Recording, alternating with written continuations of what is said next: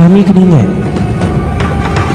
yang Fahmi lawan tu Ikmal Nur. Terima kasih Kak Hanirus untuk mouse.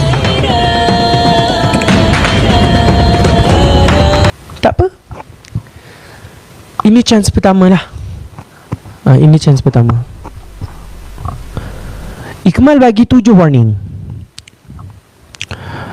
Cukup 7 warning.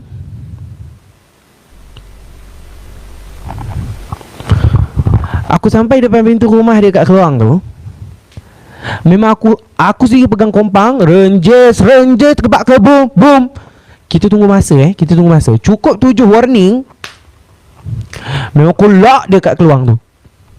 Sabar jangan sampai kita buat kondir kahwin dekat kelapa sawit. Jangan sampai pelamin tu dekat atas kelapa sawit. Hai menantu. Hai menantu. Bukan, tak adalah.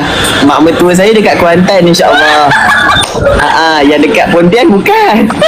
Dekat Pontian tu bukan. Baik, Mak. Buat apa ni? Ada berapa stok lagi? Berapa stok lagi? Hangat tak air?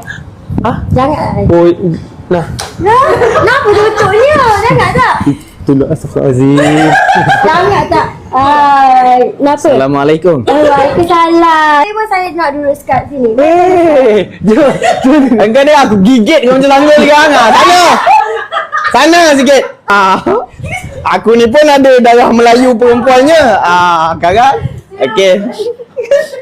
Dia ingat aku main-main agaknya. Dia ingat aku main-main nak gigit sanggul dia. Dia ingat aku main-main. Dia ingat aku main-main. Dia ingat aku gurau-gurau. Dia ingat aku gurau-gurau. Betul yang ni ada perfume. Kau buta ke? Alah. Kau tak ada apa ke?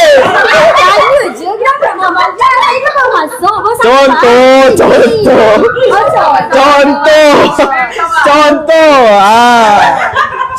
Okey.